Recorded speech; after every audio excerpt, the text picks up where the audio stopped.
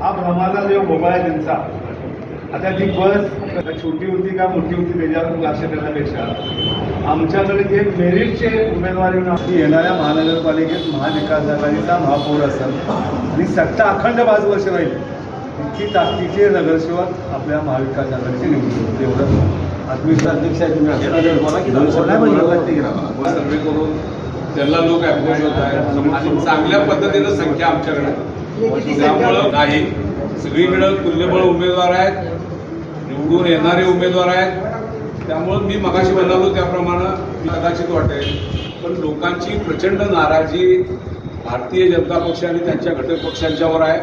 त्यामुळं महापालिकेच्या पहिल्या निवडणुकीमध्ये प्रकाश मोरवाळे, जयश्री पाटील